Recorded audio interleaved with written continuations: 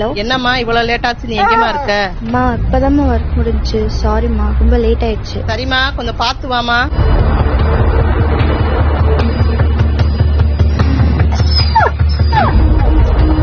சரிம்மா, நல்ல ஆப்பிள் அதாம்மா பார்த்து எடுத்துக்கிட்டு இருக்கேன். வேற எதுவும் வாங்குவாமா?